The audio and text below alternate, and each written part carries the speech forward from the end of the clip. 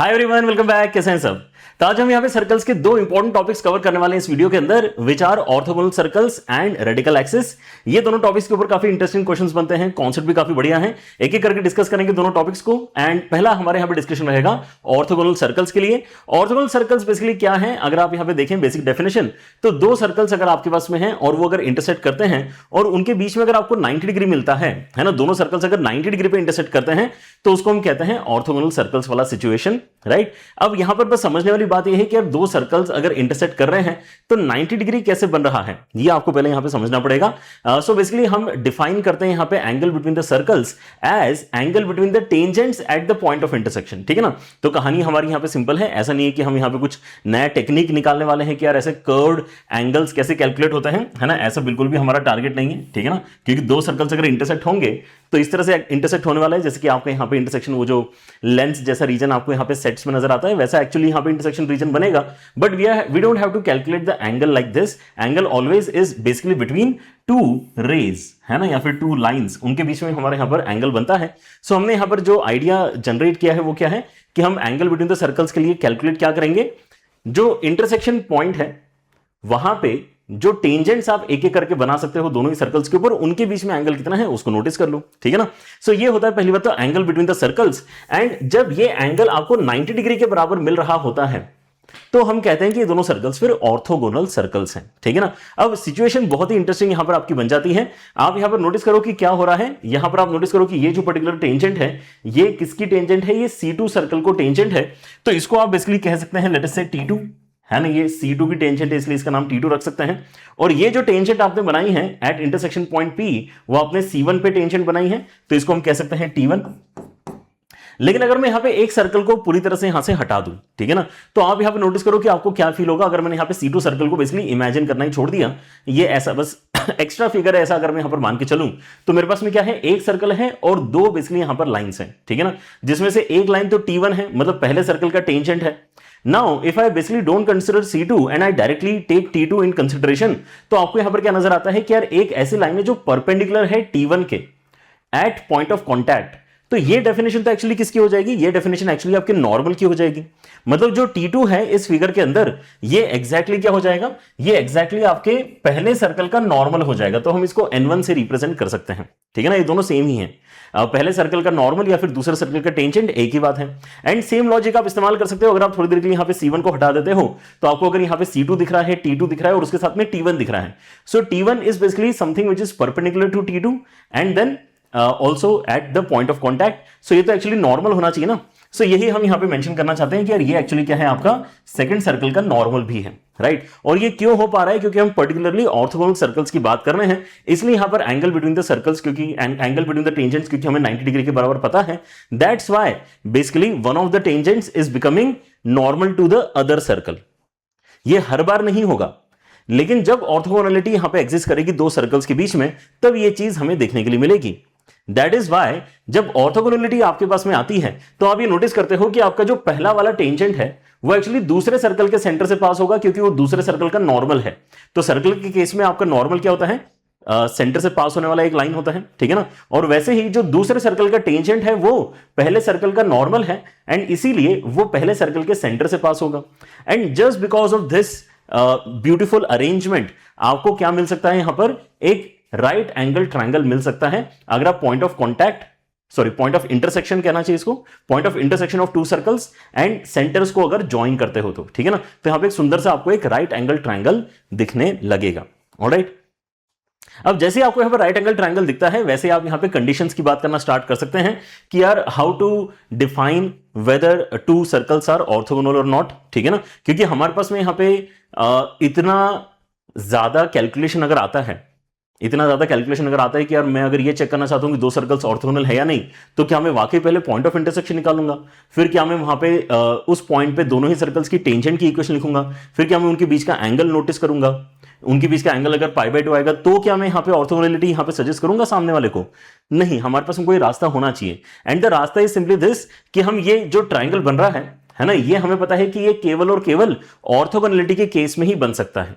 That's why the condition of orthogonality ultimately becomes this कि आपका जो r1 स्क्वायर है प्लस r2 स्क्वायर है ये बेसिकली d स्क्वायर के बराबर हो जाना चाहिए, where D is what, D is basically distance between the centres, है ना, C1 C2 के बीच का जो डिस्टेंस है उसको अगर मैं D से रिप्रेजेंट करता हूं, then this small condition basically can identify whether the given two circles are orthogonal और नॉट। समझे, हम इस ट्राइंगल के ऊपर ही पूरी तरह से यहां पे डिपेंड करने वाले हैं, राइट। सो मेरे ख्याल से आपकी जो अंडरस्टैंडिंग ऑर्थोगोनल सर्कल्स की है ना, उसके अंदर ये फिगर सबसे ज्यादा इंपॉर्टेंट है। एंड नाउ अगर मेरे पास में यहाँ पे क्वेश्चंस अगर आते हैं तो ऑब्वियसली कोऑर्डिनेट ज्योमेट्री के सवाल अगर आपके पास में आ रहे हैं तो कोऑर्डिनेट ज्योमेट्री में इक्वेशंस इंपॉर्टेंट होती हैं। तो आपको सर्कल्स जो गिवन होंगे वो इक्वेशन के फॉर्मेट में गिवन होंगे।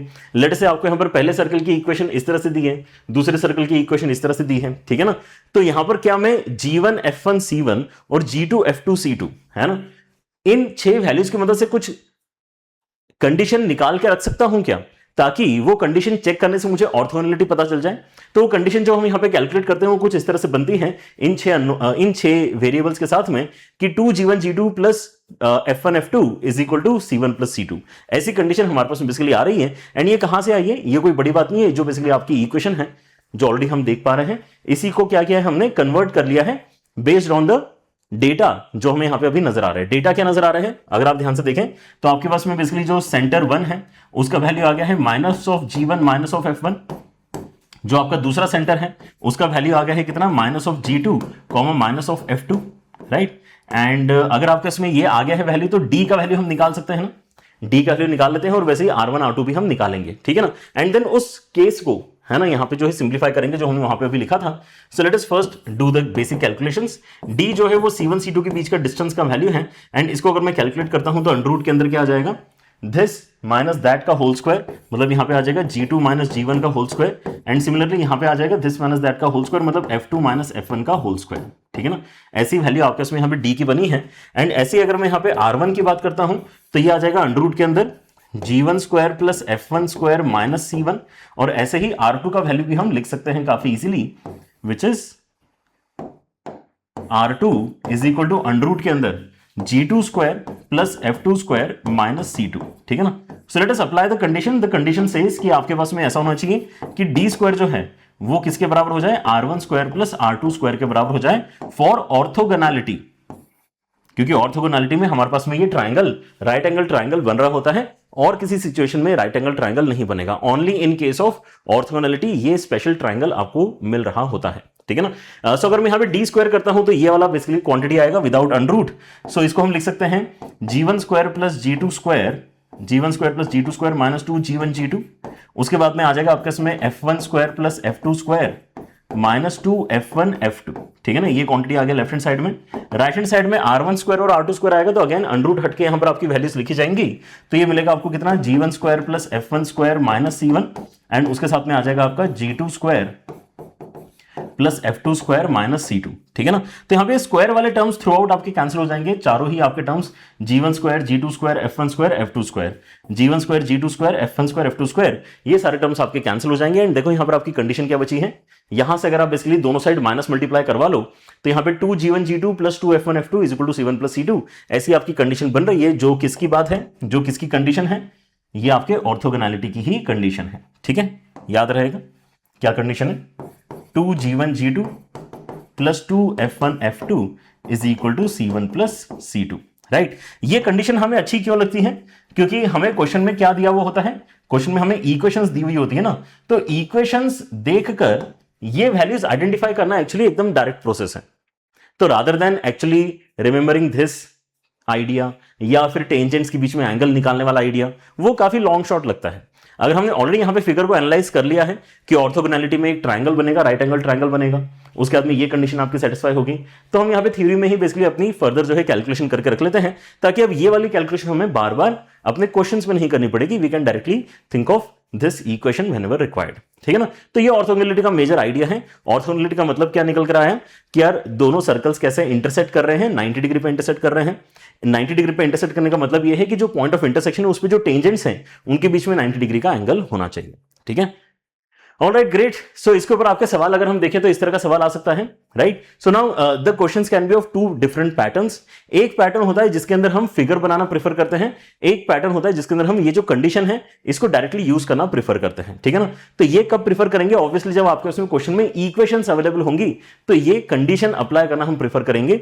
लेकिन अगर इक्वेशंस नहीं है, कुछ सिनेरियो एक्सप्लेन करके रखा हुआ है, देन हम फिगर के ऊपर डिपेंडेंसी लेके जाएंगे, ठीक है ना। ये वाला पहला सवाल देखो कैसा है। If the angle of intersection at point where the two circles with radii 5 and 12 intersect is 90 degree. Angle of intersection 90 degree है, मतलब ये दोनों जो सर्कल्स आप यहां पे इमेजिन कर रहे हैं, रेडियस 5 एंड रेडियस 12 वाले, वो ऑर्थोगोनल सर्कल्स है, ऐसा यहां पर इन्होंने हमें सीधा सीधा बता दिया है, ठीक है ना। Then the length of the common chord हमें निकाल कर बतानी है, ठीक है ना। तो सिचुएशन एक बार समझने की ट्राई करते हैं एंड दोनों को एक बार प्लॉट भी करते हैं। सो एक सर्कल जो है थोड़ा छोटा है, दूसरा सर्कल थोड़ा बड़ा है, ओके। दूसरा सर्कल लेटर से ऐसा कुछ ले लेते हैं और ये कह रहे हैं कि ये 90 डिग्री पे इंटरसेक्ट होंगे, ठीक है ना। ये कहां इंटरसेक्ट हो रहे हैं, 90 डिग्री पे इंटरसेक्ट हो रहे हैं, okay, may be something like this, ठीक है। सो आपका यहां पर जो थॉट है वो क्या है कि यार 90 डिग्री पे अगर इंटरसेक्ट हो रहे हैं, इसका मतलब हमारा वो वाला triangle, right angle triangle definitely बन रहा होगा, राइट। सो अगर मैं पॉइंट ऑफ इंटरसेक्शन यहां पर मान के चलता हूं, तो इसको अगर मैं सेंटर से ज्वाइन करूं एंड वैसे ही अगर मैं इसके सेंटर से इसको ज्वाइन करूं, ठीक है ना, तो I should be getting a right angle triangle with this value as right angle, ठीक है ना। ये आपका सेंटर्स को ज्वाइन करने वाला लाइन सेगमेंट कंप्लीट हो गया, ठीक है ना। सो देखो यहां पर क्या आ गया, यहां पे आपका पहले सर्कल का सेंटर आ गया, यहां पे दूसरे सर्कल का सेंटर आ गया, ये आपका पॉइंट ऑफ इंटरसेक्शन आ गया, है ना। एक पी है, एक क्यू है। अच्छा, और क्योंकि सिमेट्री है इसलिए यही चीज आप क्यू पे भी प्लॉट कर सकते हो, है ना। आप चाहे पी के ऊपर 90 डिग्री देखो या फिर क्यू के ऊपर देखो, सर्कल्स क्योंकि सिमेट्रिक हैं इसलिए यहां पर आपको क्या मिलेगा, दोनों ही जगह सेम एंगल मिलता है। सो अगर ऊपर 90 डिग्री मिला है तो नीचे में 90 डिग्री ही आपको मिलने वाला है, उसके अंदर कोई डाउट नहीं है, ठीक है ना। अब मुझे यहां पर क्या निकालना है, मुझे length of their common chord निकालना है। सो पहले तो कॉमन कॉर्ड आइडेंटिफाई कर लो कि कहां पर आपको नजर आ रहा है। So common chord basically is P Q. Again symmetry का हम यहां पे भरपूर इस्तेमाल कर सकते हैं, तो यहां पे डरने की बात नहीं है। हम यहां पर क्या कह रहे हैं कि यार ये जो पर्टिकुलर पॉइंट आपको मिला है, जो C1 C2 को ज्वाइन करने वाले लाइन का इंटरसेक्शन पॉइंट है PQ के साथ में, ये डेफिनेटली मिड पॉइंट रहेगा PQ का, ये मिड पॉइंट रहेगा PQ का M, ऑलराइट। ऐसा हम कर सकते हैं। अब आगे आपको यहां पर सोचना है कि हमारे पास में जो डेटा अवेलेबल है वो क्या है कि यार छोटा वाला रेडियस आपका 5 के बराबर है, बड़ा वाला रेडियस आपका 12 के बराबर है। इससे ज्यादा कोई इंफॉर्मेशन ही नहीं है इस क्वेश्चन में, apart from obviously this information की ये 90 डिग्री बन रहा है, ये 5 है और ये आपका 12 है। वैसे देख के काफी अच्छा लग रहा है क्योंकि C1 C2 के बीच का डिस्टेंस इसका मतलब 13 के बराबर आएगा, ये हम अभी बता सकते हैं, ठीक है ना। आपको यहां पर जो कंडीशन मिल रही है वो क्या है कि C1P का वैल्यू 5 के बराबर है, C2P का वैल्यू 12 के बराबर है, तो C1 C2 का वैल्यू आपका 13 के बराबर होगा। ये हम कैलकुलेट कर सकते हैं किसकी मदद से, पाइथागोरस थ्योरम की मदद से कैलकुलेट करके बता सकते हैं, ठीक है ना। अब यहां से आगे जाने के लिए आप या तो ट्रिग्नोमेट्री का इस्तेमाल करो या फिर आप एक और बढ़िया आइडिया इस्तेमाल कर सकते हो, which is basically based on the area of triangle C1 C2P। Trigonometry का आइडिया अगर आपको इस्तेमाल करना है तो आप यहां पर क्या करेंगे, किसी भी एक एंगल को यहां पर पकड़ोगे, है ना। लेट से आपने यहां पे इस एंगल को पकड़ा, ठीक है ना, ये वाला एंगल जो है आपका, इस एंगल को आप पकड़ो एंड इस एंगल को पहले कैलकुलेट करो based on the bigger triangle C1 C2P, right. So मैं वाली अप्रोच पहले आपको बता देता हूं, फिर यहां पे एरिया वाला भी डिस्कशन कर लेंगे। डिपेंड करता है आपको यहां पर एग्जैक्टली क्या क्लिक करेगा। सो हम अगर यहां पे C1 C2P ट्राइंगल की बात करते हैं, C1 C2P ट्राइंगल की अगर मैं बात कर रहा हूं एंड इस एंगल को लेटर से मैं थीटा नाम देता हूं, ठीक है ना, इसका नाम लेटर से थीटा है, ठीक है। सो हम ये कह सकते हैं कि आपका जो tan थीटा का वैल्यू है वो कितना आ रहा है, 5/12 के बराबर आ रहा है, ठीक है ना। बड़े वाले ट्राइंगल में देखो थीटा के सामने वाला, थीटा के पास वाला। और ऐसे ही अगर आपको यहाँ पे साइन थीटा या कॉस थीटा लिखना है तो आप यहाँ पे 5/13 एंड देन 12/13 यूज कर सकते हो एज पर योर रिक्वायरमेंट, ठीक है ना। तो ये सारी चीजें हमने यहाँ पे इस ट्राइंगल में लिख ली है, ऑलराइट, ठीक है। अब एक बार आपको ये थीटा एंगल के बारे में इंफॉर्मेशन है तो हम यहां पर ये कह रहे हैं कि देखो अब एक और राइट एंगल ट्रायंगल ऑब्वियसली बन रहा है, क्योंकि आप ये नोटिस कर पा रहे हो again with the symmetry that we have कि आपका जो PQ कॉमन कॉर्ड होगा वो C1 C2 के परपेंडिकुलर होगा, ठीक है ना। और ये सारी चीजें क्या है आप एक अलग से यहां पे प्रूव करके रख सकते हो, ठीक है ना। कैसे कर सकते हो, आप यहां पे बेसिकली C2Q को ज्वाइन करो तो आपको ऊपर एक ट्रायंगल मिलेगा, नीचे एक ट्रायंगल मिलेगा, दोनों ट्रायंगल्स कॉन्ग्रुएंट हैं, है ना। दोनों ट्रायंगल्स अगर कॉन्ग्रुएंट है तो ऊपर वाला एंगल नीचे वाला एंगल बराबर होगा, तो पूरा 180 है तो आपको ऊपर 90 नीचे 90 मिलेगा। इस तरह की चीजें आप करके रख सकते हो, ठीक है ना, अगर आपको प्रूव करना है तो, right. And you can literally if you can see the symmetry, तो फिर यहां पे प्रूव करने की जरूरत नहीं है, मैं बिल्कुल यहां पर पुश नहीं करूंगा उस चीज के लिए कि आप एक एक करके सारी चीजें प्रूव करो, जो दिख रहा है वो तो दिख ही रहा है, ठीक है। ऑलराइट, सो हम यहां पे क्या बोल रहे हैं कि अब अगर मैं इस छोटे वाले ट्राइंगल में आ जाता हूं, ठीक है ना, तो मैं जानता हूं कि मेरे पास में जो PMC2 वाला ट्राइंगल है, PMC2 वाला जो ट्राइंगल है, इसके अंदर मुझे PM निकाल के काफी फायदा होने वाला है, ठीक है ना। सो PM upon C2P, PM upon C2P, ये जो आपका रेशो है, ये क्या है, सामने वाले साइड और हाइपोटेनस का रेशो हो गया, मतलब ये आपका साइन थीटा के बराबर आएगा। एंड PM का वैल्यू हम निकालना चाहते हैं, एंड C2P का वैल्यू तो हमें 12 ऑलरेडी नजर आ रहा है, साइन थीटा का वैल्यू हमारे पास में 5/13 ऑलरेडी अवेलेबल है, ठीक है ना। तो कितना हो गया ये हो गया आपका बेसिकली 60/13 के बराबर। और ये जो आपके इसमें PM आया है, ये हम ऑलरेडी डिस्कस कर चुके हैं कि M क्या है, आपका मिड पॉइंट है PQ का, तो PQ कितना हो जाएगा, फिर इसी चीज का डबल हो जाएगा, and that's how you can get your answer, ठीक है ना। तो PQ क्या है, ये 2 टाइम्स ऑफ PM है, मतलब 120/13 इस क्वेश्चन में आपका फाइनल आंसर बनना चाहिए, which is your B option, ठीक है। सो ऑर्थोगोनैलिटी में ये वाला जो ट्राइंगल आपका बन रहा होता है ना, ये काफी इंपॉर्टेंट आपका सिचुएशन है, राइट। यहां पर हमने कॉमन कॉर्ड की लेंथ निकाली है। चलिए आगे बढ़ते हैं, and let us try one more question, जिसके अंदर हमारा जो फॉर्मेट है वो चेंज हो गया। यहां पर आपको क्या मिल रहा है, यहां पर आपको बेसिकली इक्वेशन सर्कल का मिल रहा है, ठीक है ना। अब यहां पर देखो क्या दिया गया है, a circle passing through origin and has its centre on the line this, if the circle cuts the given circle orthogonally, then उस सर्कल की इक्वेशन क्या होगी। तो कोई एक सर्कल है जो ओरिजिन से पास कर रहा है ना, उसकी थोड़ी सी इक्वेशन हम यहां पे लिखना चाहेंगे, क्योंकि ये इक्वेशन के डायरेक्शन में कहीं ना कहीं अपने को पुश कर रहा है सवाल, ठीक है ना। So if I let us say take this as my circle, तो गिवन डेटा क्या क्या है, काफी सारा इंफॉर्मेशन है हमारे पास में। एक तो इसका सेंटर y = x पे लाई करता है। अब y = x पे लाई करता है, इसका मतलब क्या है, ये देना क्या चाह रहा था, ये बोलना चाह रहा है कि अगर अल्फा कॉमा अल्फा जैसा कोई पॉइंट अगर आप सेंटर के लिए मानना चाहते हो तो मान सकते हो, ठीक है ना, समझे कि नहीं। दैट्स व्हाट दे मीन जब वो आपको कह रहा है कि y = x पे आपका सेंटर लाई कर रहा है, ठीक है ना। तो मैंने सेंटर मान लिया alpha comma alpha, and then मुझे ये भी इंफॉर्मेशन पता है कि यार कहीं ना कहीं ये ओरिजिन से पास करने वाला सर्कल है। सो ओरिजिन से अगर ये पास कर रहा है तो फिर तो मेरा रेडियस भी कैलकुलेशन में कोई दिक्कत नहीं है, राइट। रेडियस कितना हो जाएगा हाँ रेडियस कितना हो जाएगा मेरा यहाँ पे α√2 के बराबर हो जाएगा।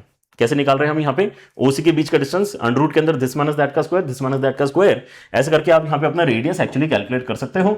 सो let me write that as well. So आपको यहाँ पर जो R का वैल्यू निकल रहा है इस क्वेश्चन में, वो कितना आ जाएगा, √ के अंदर α-0 का whole square, distance formula apply कर रहे हैं, एंड α-0 का whole square which makes this α√2 के बराबर, है ना। डायरेक्टली दिख रहा है तो लिखने की जरूरत नहीं है ना। R की वैल्यू α√2 आ गई, सेंटर भी मेरे पास में अल्फा के टर्म्स में आ गया, तो I can basically right the equation of this new circle जो मुझे फाइंड करना है, ठीक है ना। सो इस सर्कल को हम लेट से C से डिनोट अगर करते हैं या C1 से डिनोट करते हैं, चलो ठीक है ना। C1 से अगर मैं इसको डिनोट करता हूं तो ये कितना आ जाएगा, x माइनस अल्फा का whole square plus y minus alpha का whole square is equal to α√2 का स्क्वायर। सो यहां से आपका इसमें क्या आएगा, x स्क्वायर आएगा, y स्क्वायर आएगा, फिर -2 अल्फा आएगा, -2 अल्फा x आएगा, -2 अल्फा y आएगा, एंड देन उसके साथ में अल्फा स्क्वायर और 2 अल्फा स्क्वायर आपस में कैंसिल हो जाएंगे। तो बस इतना ही आपका यहां पर ये स्ट्रक्चर बचने वाला है। डन, ये हो गया आपका बेसिकली वो अननोन सर्कल जो हमें फाइंड करना है। लेकिन अब इसमें अच्छी बात तो आपको नजर आना स्टार्ट ही हो चुकी है कि यार मुझे अब केवल अल्फा अननोन पता करना है। वो अगर मैंने पता कर लिया तो यहां पे वैल्यू सब्स्टिट्यूट करके मेरा आंसर ही आ जाएगा। यही तो सर्कल हम फाइंड करना चाहते हैं, एक ऐसा सर्कल जिसका सेंटर y = x पे लाई करता है, जो ओरिजिन से पास करता है। इतना तो हम ऑलरेडी यूज कर चुके हैं। अब एक सिंपल कंडीशन बची है कि यार ये उस दूसरे सर्कल के साथ में ऑर्थोगोनल है। अगर ये ऑर्थोगोनलिटी की कंडीशन अप्लाई करवा रहा है, इसका मतलब हमने क्या करना चाहिए, हमने ईमानदारी से यहाँ पे G, F और C के वैल्यूज को आइडेंटिफाई कर लेना चाहिए, ठीक है ना। और ये लिखने में कोई दिक्कत नहीं है, आप बिल्कुल टेबल वेबल बना के सिस्टमैटिकली भी अगर करना चाहते हो तो कर सकते हो, ठीक है ना। जल्दबाजी करके गलती करने से तो बेटर ही है, ठीक है ना। सो हम यहाँ पर क्या टेबल बना रहे हैं उसको ध्यान से समझ लो। हम यहाँ पर कह रहे हैं कि देखो पहले वाले सर्कल को अगर आप यहाँ पे पकड़ते हो तो यहाँ पे G, F और C की वैल्यू आप निकालना चाहोगे, राइट, जिसको हम G1, G2 and G1, F1 and C1 के जैसे इस्तेमाल करेंगे फॉर्मूले के अंदर, ठीक है ना। तो G1 और F1 कैसे निकलता है, 2 से डिवाइड करना है एक्स और वाई के कोएफिशिएंट को, -2 से नहीं, -2 से डिवाइड करके सेंटर आता है। जी और एफ अगर आपसे कोई पूछता है तो आपको केवल 2 से डिवाइड करना होगा, ठीक है ना। सो अगर आप केवल 2 से डिवाइड करते हैं तो आपको यहां पर मिलता है माइनस अल्फा, यहां पर भी मिलता है माइनस अल्फा। तो ये क्या है आपके माइनस अल्फा, जी और एफ के वैल्यू है, और यहां पे कांस्टेंट 0 के बराबर है। यहां पर कांस्टेंट हम इस क्वेश्चन में हमें कुछ भी नहीं मिल रहा, इस पर्टिकुलर इक्वेशन में कुछ भी नहीं मिल रहा। अगर ऐसे ही ऊपर वाली इक्वेशन में देखते हैं तो जी एफ एंड सी का वैल्यू निकालने के लिए यहां पे 2 से डिवाइड करेंगे तो ये -2 -3 बनेगा, और कांस्टेंट यहां पे 10 के बराबर हमें नजर आ रहा है, ठीक है ना। बस आप अगर यहां पे सारे वैल्यूज अगर नोटिस कर पा रहे हैं तो फॉर्मूला क्या कहता है, फॉर्मूला कहता है कि 2g1g2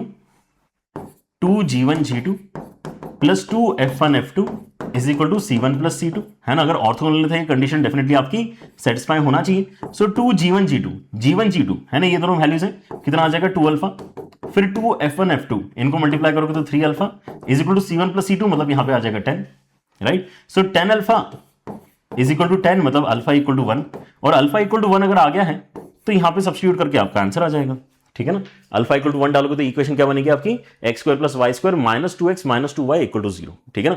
मतलब इस क्वेश्चन में फिर डी आंसर आपका करेक्ट आना चाहिए, सिंपल है। सो डिपेंड करता है कि आपका सवाल आपको किस डायरेक्शन में पुश कर रहा है, क्या वो डायरेक्टली आपको ये फॉर्मूला यूज करवाना चाहता है, ओके, जैसे कि इस क्वेश्चन में करवा रहा है, या वो फिगर का इस्तेमाल करवाना चाहता है जैसे पिछले क्वेश्चन में करवा रहा था, ऑलराइट। चलिए, so that is the main idea. Orthogonality के अंदर हम यहाँ पे इसी तरह के कुछ ना कुछ क्वेश्चंस एक्सपेक्ट कर रहे हैं, लेकिन और बेहतर सवाल आपको देखने के लिए मिलेंगे including the idea of orthogonality, अगर आप एक कॉन्सेप्ट और फर्दर सीख लेते हो तो, which is basically the idea of radical axis, ठीक है ना। क्योंकि मिक्सिंग तो ऑब्वियसली यहाँ पर सब टॉपिक्स के अंदर आपकी होती रहती है, राइट। सो रेडिकल एक्सिस क्या है समझने की कोशिश करते हैं, इससे सिंपल टॉपिक कोई नहीं हो सकता। Radical axis one of the easiest topic है, लेकिन डेफिनेशन पहले एक बार समझ लो कि यार यहाँ पे हो क्या रहा है। सो बेसिकली हम चाह रहे हैं कि कुछ ऐसे पॉइंट्स का लोकस कैलकुलेट करें। रेडिकल एक्सिस बेसिकली क्या है, एक्सिस वैसे इसके अंदर वर्ड क्योंकि आ रहा है तो ये काफी क्लियर है कि कहीं ना कहीं स्ट्रेट लाइन बनने वाली है, ठीक है ना, रेडिकल एक्सिस। सो बेसिकली एक ऐसे पॉइंट का लोकस है जहां से आप दो अलग अलग सर्कल्स के ऊपर अगर टेंजेंट बनाते हो तो आपको लेंथ ऑफ टेंजेंट बराबर मिलता है, समझ रहे हो। आप देखो यहां पे कि अगर आप किसी एक एक्सटर्नल पॉइंट से एक ही सर्कल के ऊपर टेंजेंट बनाओगे तब तो आपको यहां पे हमेशा ही दोनों टेंजेंट्स का लेंथ बराबर मिलेगा, है ना। पी से अगर मैंने दोनों ही टेंजेंट्स इस सेम सर्कल पे बना दी तब तो लेंथ ऑफ टेंजेंट हमारा बराबर आता ही है, वो यहां पे डिस्कशन में नहीं चल रही बात। अलग अलग सर्कल के ऊपर ये पॉइंट पी मतलब कोई रैंडम पॉइंट नहीं हो सकता है, ये इनके बीच में लाया करने वाला कोई इतना बढ़िया यहां पे पॉइंट का लोकेशन है कि यहां से आपने यहां टेंजेंट बनाई तो ए पी लेंथ आया, फिर यहां से आपने यहां टेंजेंट बनाई तो आपको बीपी लेंथ मिला है, और ये एग्जैक्टली सेम वैल्यू दे रहे हैं लेंथ पॉइंट ऑफ व्यू से। ये वाला डिस्टेंस और ये वाला डिस्टेंस आपका सेम निकल कर आ रहा है, राइट। और ऐसे बहुत सारे पॉइंट्स आप आइडेंटिफाई कर सकते हो, ऐसे पी जो स्पेशलिटी यहां पर आपको शो कर रहा है, ऐसे बहुत सारे पॉइंट्स आपको मिल सकते हैं, लेकिन आप नोटिस करोगे कि वो सारे के सारे पॉइंट्स एक पर्टिकुलर लाइन के ऊपर लाई करेंगे। किसके ऊपर लाई करेंगे, एक पर्टिकुलर लाइन के ऊपर लाई करेंगे, और उस लाइन को ही हमने यहां पे रेडिकल एक्सिस नाम दिया है, ठीक है ना। इस लाइन का ही नाम बेसिकली रेडिकल एक्सिस रखा गया है, ऑलराइट। सो आपका यहां पे ये रेडिकल एक्सिस निकलता कैसा है, सिंपल है। आप यहां पे इसको h, k बोलो, h, k बोलने के बाद में आप क्या करोगे, यहां पे रूट s1 यहां पे रूट s1 यहां पे दोनों साइड इक्वेट कर दोगे, ठीक है ना। तो सुनो ध्यान से, आप क्या करने वाले हो, इसको आप h, k बोलोगे, फिर आप रूट s1 कैलकुलेट करोगे, तो आपके यहां पे जो पहला वाला सर्कल है अगर वो s इक्वल टू 0 से डिनोटेड है एंड दूसरा circle s dash equal to 0 से डिनोटेड है। मैं यहां पे पूरी इक्वेशन नहीं लिखना चाह रहा हूं क्योंकि देखो यहां पर बड़ा ही सिंपल सा रिजल्ट आने वाला है। ये रिजल्ट कैसे आ रहा है ध्यान से देख लो। अगर ये आपके दो अलग अलग सर्कल्स की इक्वेशन है तो आप यहां पे जो अपनी लेंथ ऑफ टेंजेंट है वो कैसे निकालने वाले हो, पीए इक्वल टू पीबी अगर आप अप्लाई करना चाहते हो तो आप बेसिकली एच और के यहां पे इनपुट में डालोगे, आप एस वाला जो एक्सप्रेशन है उसके अंदर एच इनपुट में h, k इनपुट में डालोगे, ठीक है ना। तो ये आपका क्या हो जाएगा, S1 हो जाएगा। इसका अंडरूट करोगे तो ये आपका पीए लेंथ आ जाएगा। फिर आप यहां पे S डैश सर्कल उठाओगे, उसके अंदर h, k डालोगे, और फिर बोलोगे कि हमने यहां पे क्या किया है, पॉइंट डाला है तो ये अब S डैश 1 बनेगा, और इसका अंडरूट लोगे तो ये आपका लेंथ ऑफ टेंजेंट पीबी निकल कर आएगा। ये दोनों आपने बराबर करना है, ये दोनों आपने बराबर कर दिए, ठीक है ना। तो ऑब्वियसली दोनों साइड हम स्क्वायर करेंगे एंड स्क्वायरिंग करने के बाद में आपको जो वैल्यू मिल रही है उसको हम क्या कर सकते हैं, लेफ्ट हैंड साइड में पुश करके ऐसा लिख सकते हैं कि S1 का जो वैल्यू आपके पास में आया है माइनस S1 डैश का जो वैल्यू आपके पास में आया है, इनका सब्ट्रैक्शन 0 होना चाहिए। अब यहां पे आके आपको H और K की वैल्यू मिल चुकी है ना, H और K में एक इक्वेशन मिल चुकी है, हमें तो लोकस का कैलकुलेशन करना है, ठीक है ना। ये क्या है, ये एक लोकस है, मतलब एक ऐसे पॉइंट का पाथ है जो कोई एक पर्टिकुलर कंडीशन सेटिस्फाई कर रहा है। तो that condition is basically this simple idea कि PA इक्वल टू PB होना चाहिए, राइट। तो आप एंड में क्या करोगे, आप एंड में जाके H और K की जगह X और Y रिप्लेस करोगे ना। तो जब आप एंड में जाके H और K की जगह X और Y रिप्लेस करोगे तो आपको लगेगा कि यार इसका मतलब हमने वापस वही इक्वेशंस लिख दी जहां से हमने स्टार्ट किया था। That's why we ultimately get this condition again, ठीक है ना, कि यार ये H और K की जगह वापस X और Y डाल दोगे तो ये S ही तो बन गया, और यहां पे भी H और K की जगह अगर आप X और Y डाल दोगे तो ये S डैश ही तो बन गया, ठीक है ना। तो यही आपका आंसर आ गया, समझे बस। तो मतलब क्या है, अगर आपको रेडिकल एक्सिस निकालना है तो दोनों सर्कल्स की इक्वेशन को बस सब्ट्रैक्ट कर दो। अगर आपने दोनों इक्वेशंस को अगर सब्ट्रैक्ट कर दिया तो आपको जो मिलेगा उसको हम कहते हैं रेडिकल एक्सिस, समझे। बस ये ध्यान रखना कि सब्ट्रैक्ट करते समय आपका x square y square cancel out हो जाना चाहिए, क्योंकि रेडिकल एक्सिस अल्टीमेटली आपकी क्या होती है, रेडिकल एक्सिस बेसिकली आपकी एक लाइन की इक्वेशन होती है, ठीक है ना। तो कैंसिल क्यों नहीं होगा कभी कभी किसी क्वेश्चन में, क्योंकि हो सकता है कि आपको यहां पे एक इक्वेशन दे रखी है x square plus y square plus 2gx plus 2fy plus c equal to 0 standard format में, एंड अगले वाले में 2x square plus 2y square format में कुछ दिया हुआ है, या 3x square plus 3y square वाले फॉर्मेट में कुछ दिया हुआ है, कुछ मल्टीपल फॉर्मेट में दिया हुआ है। तो उसके अंदर अगर आप डायरेक्टली सब्ट्रैक्ट करोगे तो x square y square cancel नहीं होगा, ठीक है ना।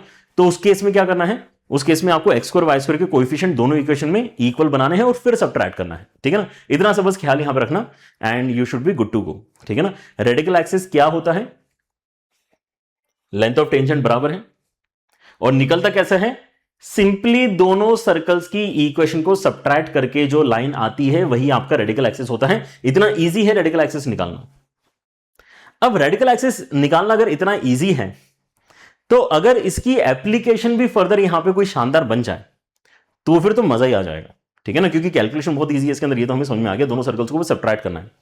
And that is where the topic becomes important, क्योंकि आप यहां पे जब प्रॉपर्टीज देखोगे रेडिकल एक्सिस की तो इतनी शानदार शानदार प्रॉपर्टीज आपको मिलती हैं कि अगर दो इंटरसेक्टिंग सर्कल्स है ना, अगर दो इंटरसेक्टिंग सर्कल्स हैं तो उनका जो कॉमन कॉर्ड है ना वही रेडिकल एक्सिस भी होता है। मतलब अब मैं यहां पे अगर आपसे कॉमन कॉर्ड की इक्वेशन पूछूंगा तो आप बोलोगे कॉमन कॉर्ड और रेडिकल एक्सिस क्योंकि सेम है, इसलिए कॉमन कॉर्ड की इक्वेशन निकालने का अब आपका टेंशन ही खत्म हो गया। कॉमन कॉर्ड की इक्वेशन निकालना मतलब दोनों सर्कल्स की इक्वेशन को सब्ट्रैक्ट करना है। दोनों सर्कल्स की इक्वेशन को सब्ट्रैक्ट करोगे जो रेडिकल एक्सिस आएगा वही कॉमन कॉर्ड भी है। ऐसे ही अगर दो सर्कल्स आपके टच करते हैं, चाहे इंटरनली टच करें, सॉरी एक्सटर्नली टच करें या इंटरनली टच करें, दोनों ही सिनेरियोज में यहां पर ये जो पॉइंट ऑफ कांटेक्ट है दोनों सर्कल्स का, उस पे जो टेंजेंट बन रही है ये एक्चुअली रेडिकल एक्सिस ही होती है। यहां पे इस फिगर के अंदर रेडिकल एक्सिस और ये जो टेंजेंट है कॉमन पॉइंट पे वो सेम फिगर है। इसलिए अगर कोई आपसे बोलता है कि यानी टेंजेंट की इक्वेशन बताओ, या आप यहां पे कैलकुलेशन करते समय रेडिकल एक्सिस कैलकुलेट करके बता दो, उसको क्या पता चलने वाला है, ये दोनों क्योंकि सेम ही फिगर है तो हम यहां पे इसका मतलब कॉमन टेंजेंट की इक्वेशन निकालना भी अब इतना सिंपल काम है ऐसा फील कर रहे हैं इन दिस पर्टिकुलर सिनेरियो, ठीक है ना, जहां पे आपको केवल क्या करना है, दोनों सर्कल्स की इक्वेशन को सब्ट्रैक्ट करना है, तो जो आपके उसमें लाइन आएगी वही इस टेंजेंट की इक्वेशन आपकी बन जाएगी, ठीक है ना। सो इंटरसेक्टिंग के केस में दोनों सर्कल्स को सब्ट्रैक्ट करके जो रेडिकल एक्सिस आती है वो कॉमन कॉर्ड के साथ में ओवरलैपिंग होती है। दोनों टचिंग सर्कल्स के केस में जो दोनों सर्कल्स को सब्ट्रैक्ट करके रेडिकल एक्सिस आती है वो एक्चुअली आपकी कॉमन टेंजेंट की ही इक्वेशन होती है। ऑलराइट, समझ रहे हो, मतलब बहुत सारे क्वेश्चन यहां पर जो है अब इजीली आप अगली स्टेप पे जा सकते हो, राइट। अगली प्रॉपर्टी ये है आपकी कि रेडिकल एक्सिस जो होगा वो हमेशा C1 C2 को ज्वाइन करने वाला जो लाइन सेगमेंट है उसके परपेंडिकुलर होगा, ठीक है ना, क्या होगा, उसके परपेंडिकुलर होगा। अगेन इसका प्रूफ आप यहां पे देख सकते हो। आपको यहां पर क्या करना है, दो सर्कल्स लिटरली कंसीडर करना है, दोनों सर्कल्स को सब्ट्रैक्ट करना है, दोनों सर्कल्स को सब्ट्रैक्ट करके आपकी वाली इक्वेशन आ जाएगी। लाइन की इक्वेशन है तो आपके पास में क्या आ जाएगा, उसका स्लोप भी आ जाएगा। फिर आपके इसमें दोनों सर्कल्स की इक्वेशन है तो उनका सेंटर आ जाएगा, सेंटर आ जाएगा तो आप यहाँ पे सेंटर्स को ज्वाइन करने वाला जो लाइन सेगमेंट है उसका slope y2 minus y1 upon x2 minus x1 वाले फॉर्मूले से निकाल सकते हो। And then you will realise कि हाँ यार ये बात तो बिल्कुल ठीक है कि यार ये आपके क्या है, परपेंडिकुलर है, ठीक है ना। लेकिन फिगर में भी दिखी जाएगा आपको यहाँ पे, है ना, एक लाइन है जो एकदम बीच में से जा रही है। इनफैक्ट यहां पर भी आप देख सकते हैं। एंड वही सेम चीज अगर आप एक्सटेंड करोगे तो आपको अब यहां पर पता है कि अच्छा ये भी क्योंकि रेडिकल एक्सिस की ही बात कर रहा था तो यहां पे बेसिकली सेंटर्स को ज्वाइन करने वाला जो आपका यहां पे एक लाइन सेगमेंट बनेगा वो कैसा रहेगा, परपेंडिकुलर रहेगा, वो इस टेंजेंट के परपेंडिकुलर रहेगा, ठीक है ना। एंड ऐसे ही एक कंडीशन अभी हमने यहां पे इनफैक्ट पिछले क्वेश्चन में सॉल्व भी किया था, जहां पे हमने ये यूज कर लिया है कि सेंटर्स को ज्वाइन करने वाला जो आपका यहां पे C1 C2 वाला लाइन सेगमेंट है वो कॉमन कॉर्ड PQ के परपेंडिकुलर होगा, है ना। याद है हमने एक क्वेश्चन आज जो सॉल्व किया है ऑर्थोगोनैलिटी का, जो पहला क्वेश्चन सॉल्व किया था उसके अंदर इनफैक्ट इस तरह का फिगर हमने ऑलरेडी यूज कर लिया है कि यार ये चीज और ये चीज आपकी परपेंडिकुलर होगी, ठीक है ना। तो वो इस प्रॉपर्टी से और भी ज्यादा यहां पर कंफर्म हो जाता है कि हाँ यार ये परपेंडिकुलर तो होगा ही, है ना। ऑलराइट, ठीक है।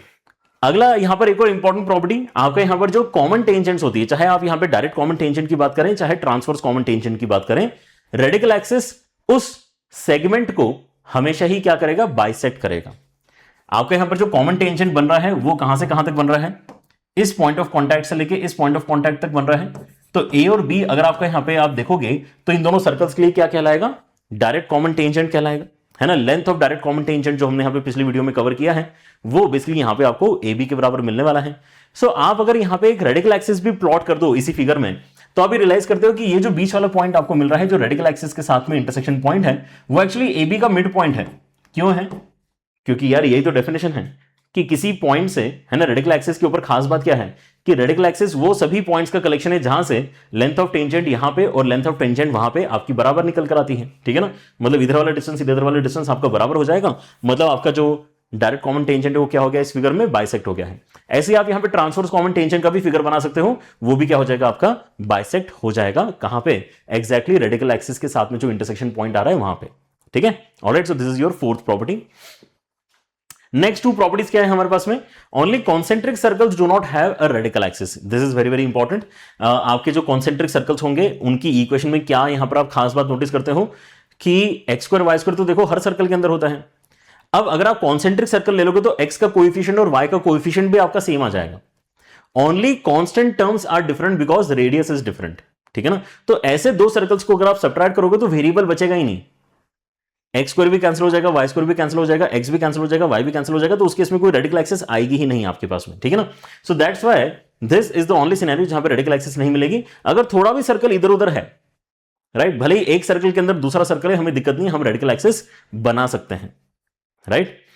कॉन्सेप्चुअली वैसे आप यहां पे इस बात को आई गेस आपने समझना चाहिए कि रेडिकल एक्सिस, हालांकि हम यहां पर कह रहे हैं कि यार ये बेसिकली कॉमन कॉर्ड के साथ में ओवरलैप करती है, लेकिन क्योंकि अल्टीमेटली रेडिकल एक्सिस वैसे क्या है, ऐसे पॉइंट्स का लोकस है जहां से टेंजेंट्स का लेंथ आपका इक्वल निकल कर आ रहा है, ठीक है ना। तो आइडियली यहां पे अगर कोई अंदर वाला पॉइंट की अगर मैं बात करता हूं, so this should not lie on radical axis, right, क्योंकि यहां से आप टेंजेंट्स ही नहीं बना पाओगे। कोई सर्कल के अंदर वाला पॉइंट है तो वहां से टेंजेंट कैसे बनाओगे, टेंजेंट तो हमेशा बाहर से बनेगी, ठीक है ना। इसीलिए यहां पर थोड़ा सा अंडरस्टैंडिंग ये वाली भी आपकी बिल्ड होना चाहिए कि आपकी रेडिकल एक्सिस बेसिकली कैसी रहेगी। फिर इस केस में रेडिकल एक्सिस बेसिकली यहां वाले पॉइंट के जस्ट ऊपर से स्टार्ट होगी एंड यहां वाला इंटरसेक्शन पॉइंट के जस्ट नीचे फिर यहां पे स्टार्ट होगी। बीच में आपको यहां पर जो है मान के चलना है कि आपका रेडिकल एक्सिस मिसिंग है, राइट, लेकिन वो कॉमन कॉर्ड के साथ में यहां पर जो है ओवरलैप डेफिनेटली कर रहा है। तो हमें अगर इक्वेशन से मतलब होता है, किससे मतलब होता है हमें, इक्वेशन से, तो कॉमन कॉर्ड की इक्वेशन एंड रेडिकल एक्सिस की इक्वेशन एक्चुअली सेम है। रेडिकल एक्सिस में वो सेगमेंट बेसिकली आपके यहां पर बीच वाला मिसिंग है, ठीक है ना, ये आपने ध्यान रखना है। Alright, so that happens for other circles also कि भाई सर्कल के अंदर अगर सर्कल आ रहा है तो हो सकता है कि आपके रेडिकल एक्सिस कहीं ना कहीं एक सर्कल के अंदर घुस जाए। अगर सर्कल के अंदर घुस जाएगी, जैसे यहां पर तो कोई दिक्कत नहीं है, यहां पर दोनों सर्कल्स के बाहर है रेडिकल एक्सिस, ठीक है ना, तो ये बेस्ट केस सिनेरियो है आपका, ठीक है ना। यहां पे हर एक पॉइंट से टेंजेंट इधर भी बन सकती है उधर भी बन सकती है, ठीक है ना। तो यहां पे रेडिकल एक्सिस के ऊपर हर एक पॉइंट जो हम देख पा रहे हैं वो सच में रेडिकल एक्सिस का पार्ट है। इस सिनेरियो में आपने मानना चाहिए कि रेडिकल एक्सिस का ये पार्ट नहीं है, बट देन अगेन हम जो यहां पर बात कहना चाहते हैं वो क्या है, बात ये कहना चाहते हैं कि अल्टीमेटली वो जो एक पूरा फिगर आएगा और जो कॉमन कॉर्ड वाला यहां पर आपका फिगर आएगा, क्योंकि कॉमन कॉर्ड भी क्या है, कॉमन कॉर्ड तो फिर आप बोलोगे यहीं पे खत्म हो गई, जबकि रेडिकल एक्सिस तो थ्रू आउट एक लाइन होती है, ठीक है ना। तो ये हम सेम कैसे बोल रहे हैं, सेम इसलिए बोल रहे हैं क्योंकि इक्वेशन पॉइंट ऑफ व्यू से वो सेम आपको मिलने वाला है, ठीक है ना। वो भी हमारे लिए काफी ज्यादा एक सपोर्टिंग थॉट है ना, to solve the questions. That why we are basically mentioning a statement like this, ठीक है ना, कि for intersecting circles the common chord and the radical axis are identical, ठीक है ना। थोड़ा सा मतलब समझना पड़ेगा आपको कि यहां पर इसकी जो स्टार मार्क करके डिस्क्लेमर है वो क्या है, ठीक है ना। Identical in the sense equation लिखने की बात होगी तो आपकी लाइन सेगमेंट की इक्वेशन थोड़ी लिखी जाती है, और ऐसा किसी फिगर का इक्वेशन भी नहीं लिखा जाता है कोऑर्डिनेट ज्योमेट्री में कि यार ऊपर वाला सेक्शन है, नीचे वाला सेक्शन है, बीच वाला सेक्शन नहीं है, आप लिखते तो पूरा लाइन ही हो ना, ठीक है ना। तो पूरा लाइन जब यहां पे आप मेंशन करते हो कॉमन कॉर्ड का और रेडिकल एक्सिस का, तो वो सेम आता है, ठीक है ना। That's why we basically pick these ideas while basically calculation of common chord, है ना। रेडिकल एक्सिस की मदद से हम यहां पे कैलकुलेशन आगे प्रोसीड कर पाते हैं, ठीक है। चलिए, जस्ट बिकॉज हो सकता है कि किसी को ये कंफ्यूजन आए, ठीक है ना, कि यार हम जब कह रहे हैं कि रेडिकल एक्सिस बेसिकली वो पॉइंट्स का कलेक्शन है जहां से लेंथ ऑफ टेंजेंट बराबर आती है, तो अंदर वाले पॉइंट से टेंजेंट बना कैसे दिया आपने। सही बात है आपकी, अंदर वाले पॉइंट से टेंजेंट नहीं बना सकते, रेडिकल एक्सिस वहां पे होनी नहीं चाहिए, ठीक है। चलो आगे बढ़ते हैं, है ना। अंडरस्टैंडिंग अगर आपको फर्दर चाहिए तो पिछले कुछ 5 मिनट में जो हमने यहाँ पे बातें करी हैं उसको एक बार फिर से आप सुन सकते हैं। लास्ट पॉइंट जो है यहाँ पे वो क्या है, if two circles cut a third circle orthogonally the radical axis of the two circles will pass through the centre of the third circle, ठीक है ना। ये सिनेरियो कैसा है ये भी समझना जरूरी है। बेसिकली आपके इसमें एक सर्कल है जो दो अलग अलग सर्कल्स को क्या कर रहा है, ऑर्थोगोनली कट कर रहा है, ठीक है ना। So maybe the figure is something like this, कि एक सर्कल को इस तरफ ऑर्थोगोनली कट किया है, एक सर्कल को इस तरफ ऑर्थोगोनली कट किया है, ठीक है। समझो क्या है यहां पर कहानी, आपका जो बेसिकली ये सर्कल है ये हमारा थर्ड सर्कल है, ठीक है ना। इफ टू सर्कल्स, जो व्हाइट कलर से हैं वो आपके टू सर्कल्स है, if two circles cut the third circle orthogonally, ठीक है ना, मतलब ये दोनों भी 90 डिग्री पे इंटरसेक्ट कर रहे हैं, ये दोनों भी 90 डिग्री पे इंटरसेक्ट कर रहे हैं, ठीक है ना।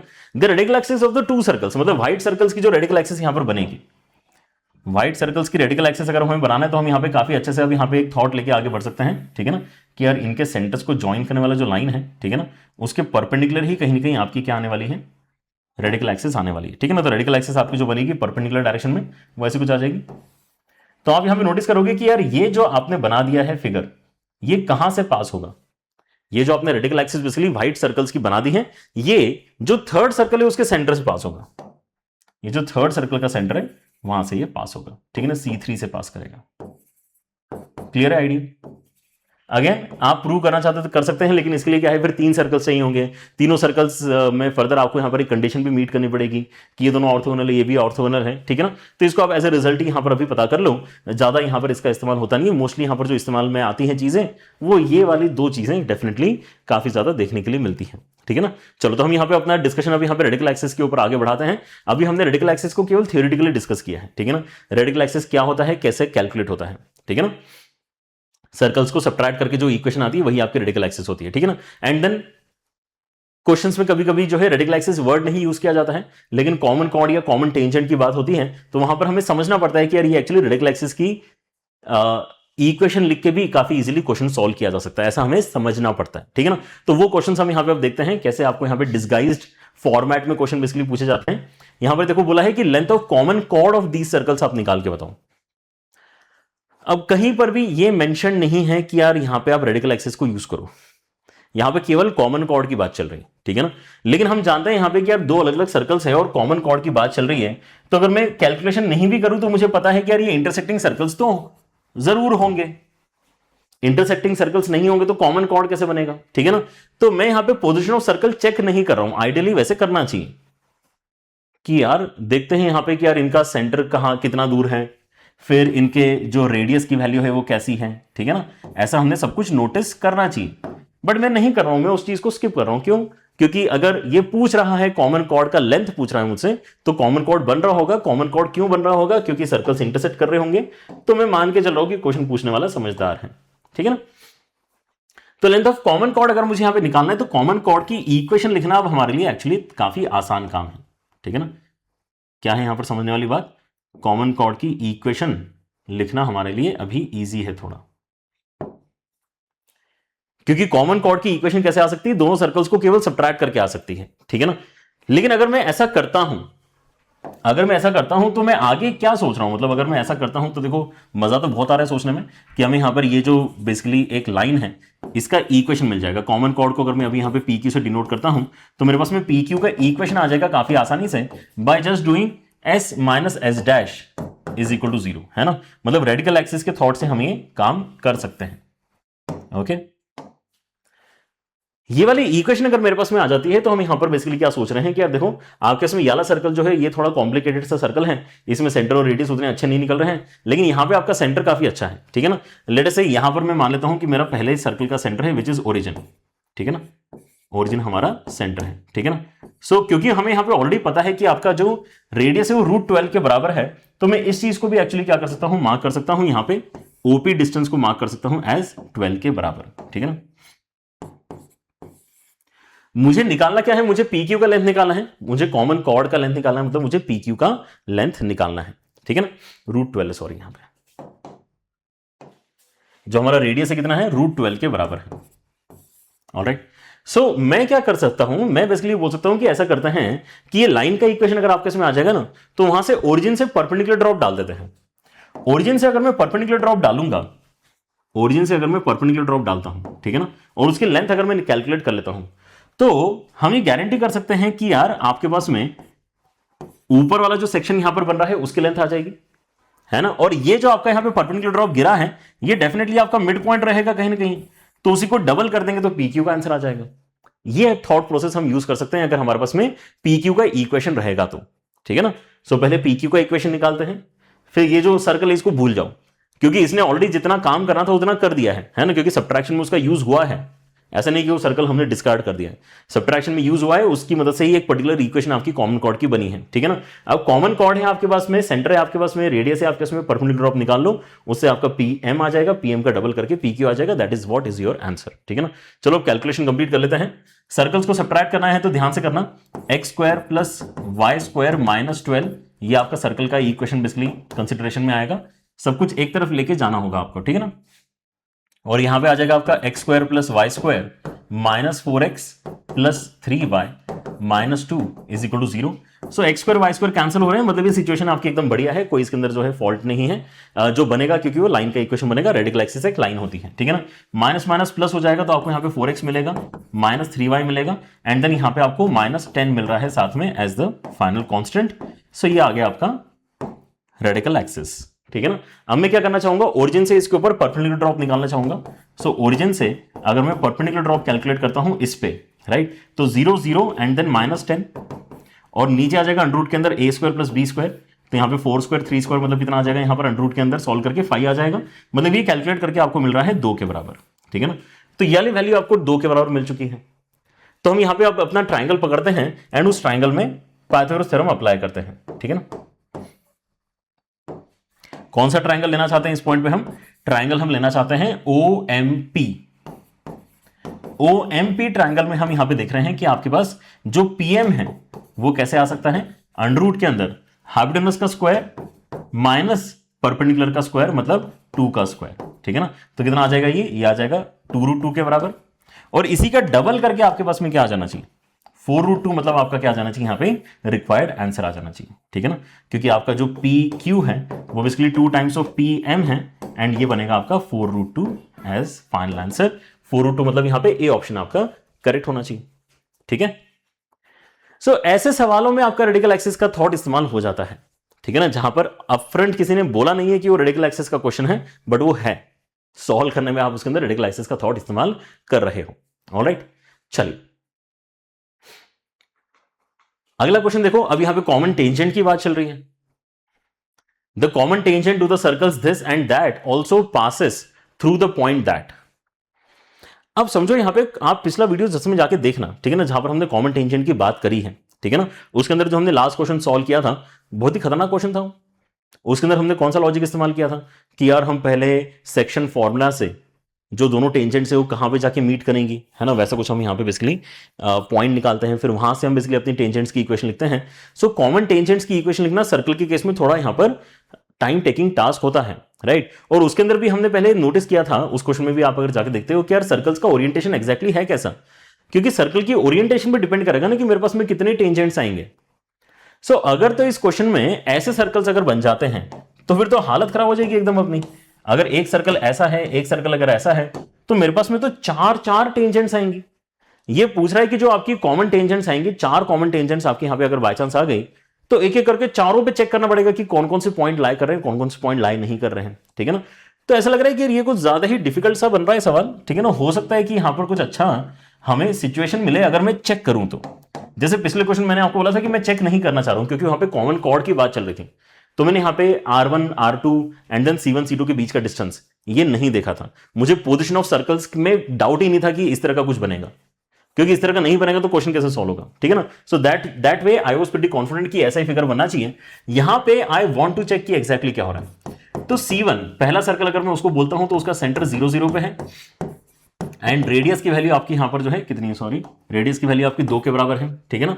एंड वैसे ही अगर आप यहां पे C2 सर्कल का सेंटर देखते हैं तो ये आ जाएगा -2 से डिवाइड करके -3, -4।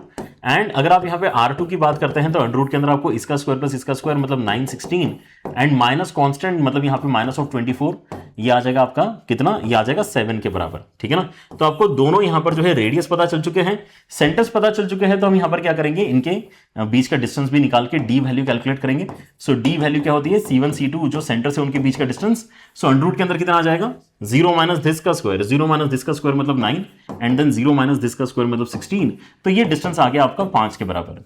Do we see any special scenario happening?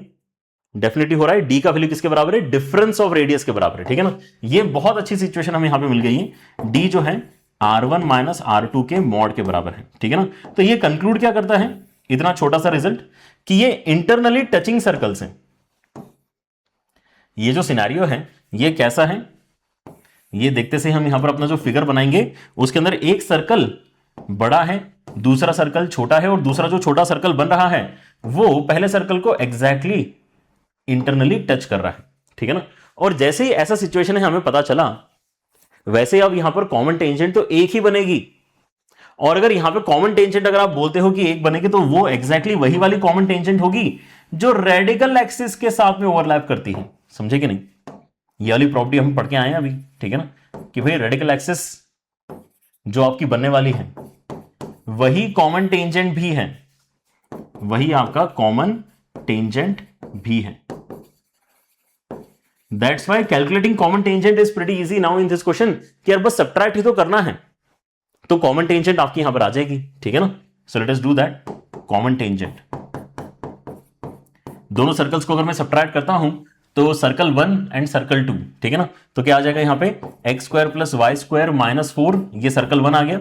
इसमें से सर्कल 2 को सब्ट्रैक्ट कर लेते हैं तो आ जाएगा आपका इसमें x square plus y square plus 6x plus 8y and then -24 is equal to 0, ठीक है ना। सो एट दिस पॉइंट हम देख सकते हैं कि आपका एक्स स्क्वायर वाई स्क्वायर तो कैंसिल होगा ही होगा, x square y square cancel हो जाएंगे, ये -4 है और यहां पे सबके सब नेगेटिव साइन के साथ में आने वाले हैं, तो ये बनेगा आपका -6x -8y plus 24 and then -4 is equal to 0, -4 यहां से आएगा। सो ओवरऑल जो आपका यहां पर ये जो टेंजेंट है इसकी इक्वेशन कितनी आ चुकी है, इसकी इक्वेशन आ जाएगी आपके यहां पे 20 बनेगा। एंड देन हम क्या कर सकते हैं, -2 से डिवाइड कर सकते हैं for a better looking equation. So -2 से डिवाइड करेंगे तो 3x बनेगा, 4y बनेगा एंड देन उसके साथ साथ आपको -2 से डिवाइड करके -10 मिलने वाला है, ठीक है ना। सो इसको हम लॉक कर देते हैं एज द फाइनल इक्वेशन। अब आपको क्या करना है, केवल चेक करना है, अब आपको केवल चेक करना है कि करके कि यार कौन सा पॉइंट बेसिकली इसके ऊपर सेटिस्फाई हो जाएगा, ठीक है ना। करो चेक। अगर आप यहां पे 4 डालते हो तो यहां पे 12 बनेगा, है ना। 12 के साथ में यहां पे -2 अगर आप डालते हो तो -8 बनेगा, तो यहां पर तो यार -10 भी है साथ में, तो ये तो आपका 0 नहीं बन पा रहा है।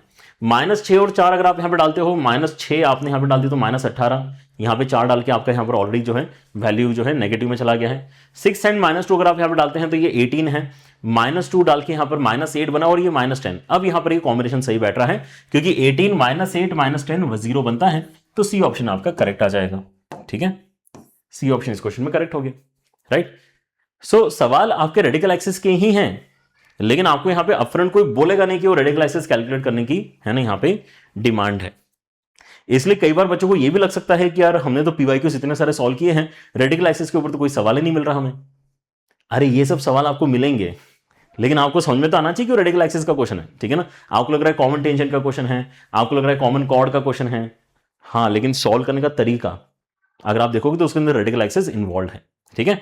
चलिए, सो एक सवाल और करते हैं। यहां पर ये वाले सवाल में देखो क्या हो रहा है, 2 सर्कल्स आपको यहां पे दिए हुए हैं, ये बढ़िया सवाल है। Let the circles this and that intersect at point P and Q.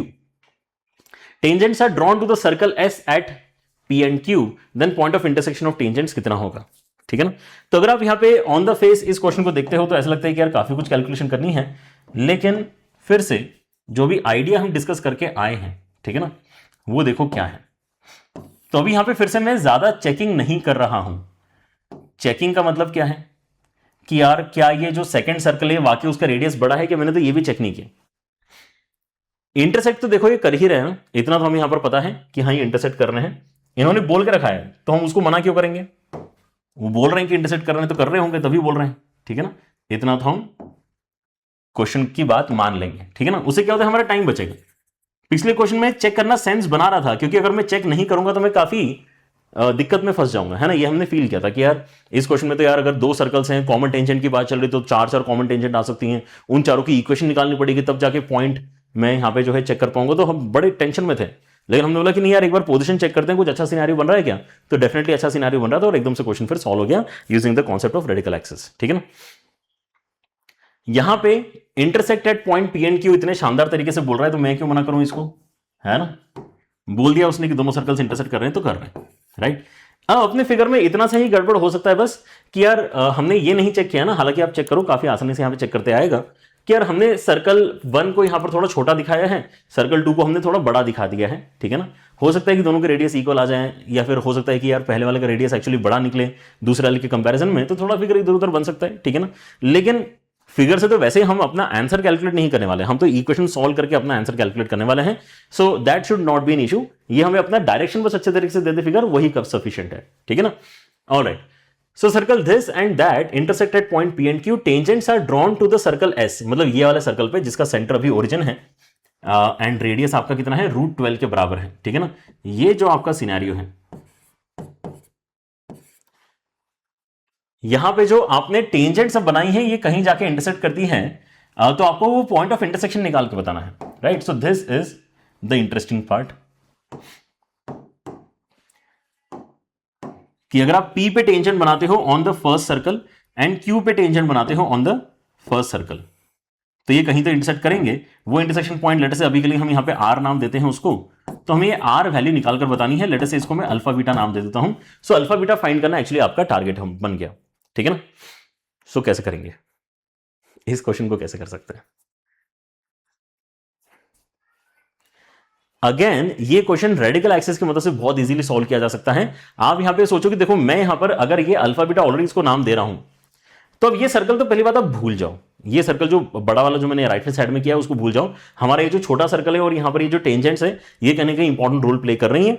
अब हमने यहां पे अपने पिछले वीडियो में जो कवर किया है लॉजिक, उसको यहां पर आप देखो कैसे यूज करेंगे।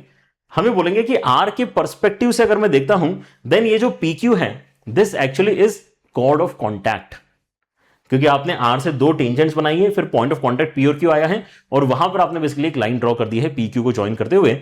सो आर के नजरिए से पी क्यू क्या है, कॉर्ड ऑफ कॉन्टैक्ट है। सो पी क्यू क्या है, कॉर्ड ऑफ कॉन्टैक्ट है, किसके नजरिए से, आर पॉइंट के नजरिए से, ठीक है ना। तो मैं पी क्यू का इक्वेशन इसका मतलब लिख सकता हूं, कैसे लिख सकता हूं, t इज इक्वल टू 0 से लिख सकता हूं, राइट।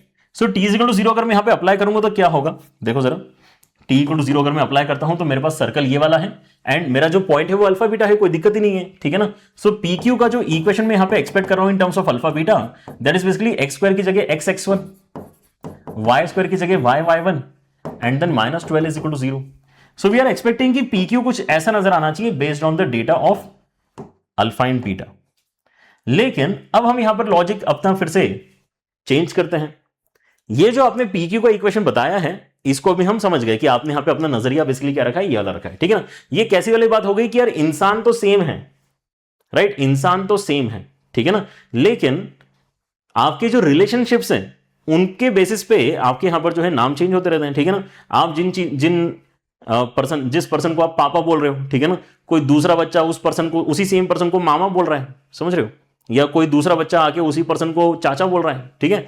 मतलब आप क्या बोल रहे हो, है तो वही पर्सन, है तो वही पर्सन।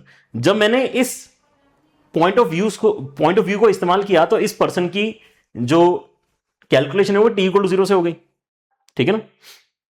लेट से पापा हो गया ये, ठीक है ना। अब मैं इन दोनों सर्कल्स के मदद से अगर देखता हूं, ये दोनों सर्कल्स जो हैं तो उनके लिए तो ये मामा है बेसिकली, है ना। मतलब क्या है, ये बेसिकली आपका रेडिकल एक्सिस है इन दोनों के लिए, ठीक है ना। तो अब रेडिकल एक्सिस की मदद से भी तो यही सेम कैलकुलेशन कर सकते थे।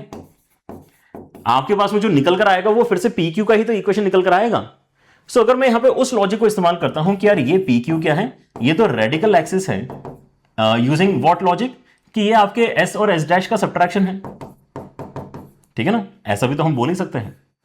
सो ये अगर मैं कर लेता हूं तो मेरे पास में पी क्यू का इक्वेशन कितना निकल कर आएगा, पी क्यू के इक्वेशन में दोनों सर्कल्स को अगर मैं सब्ट्रैक्ट कर रहा हूं, ठीक है ना, तो x square y square cancel हो जाएगा। लिखना है क्या पूरा, लिख लेते हैं, चलो, x square plus y square minus 12 पहला सर्कल, एंड देन दूसरा सर्कल आ जाएगा आपका यहां पर x square plus y square minus 5x plus 3y minus 2 और this equal to 0। Again x square y square आपके कैंसिल होंगे, एंड अगर मैं यहां पे अब पी क्यू का इक्वेशन देखता हूं तो वो कैसा नजर आ रहा है मुझे। अब अगर मैं पी क्यू सिंप्लीफाई कर रहा हूं तो यहां से 5x आएगा माइनस 3y आएगा, 5x minus 3y, and then constant अगर आप यहां पे देखते हो तो आपको यहां से माइनस 12 यहां से प्लस 2 मतलब माइनस 10 आपको कांस्टेंट मिल रहा है, ठीक है ना।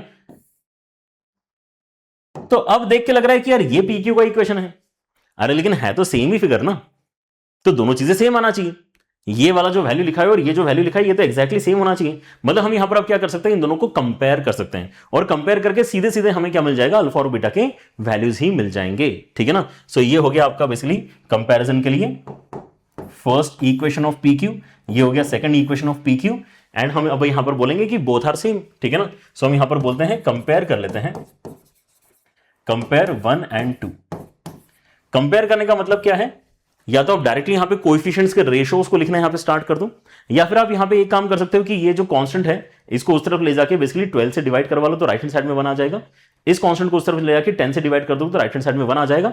सो दोनों में अगर कांस्टेंट आपने 1 बना दिया है तो एक्स और वाई के कोएफिशिएंट भी आपके बराबर होना चाहिए, ठीक है ना। ये भी एक तरीका होता है अपने इक्वेशंस को कंपेयर करने का कि यार हमने एक लोकेशन पे वैल्यू सेम बना दी तो बाकी सब लोकेशन पे भी सेम होना चाहिए। या फिर कंपेयर करने का सीधा सीधा मतलब ये होता है कि यार एक्स और एक्स के जो कोएफिशिएंट्स का रेशो है वही सेम रेशो y और y के कोएफिशिएंट का होना चाहिए। बात तो देखो वही जनरेट हो रही है जो हम पहले भी डिस्कस कर रहे थे, एंड वैसे जो कांस्टेंट्स का रेशो है वो भी आपको यहां पर बराबर आना चाहिए, तो -12 -10, ठीक है ना।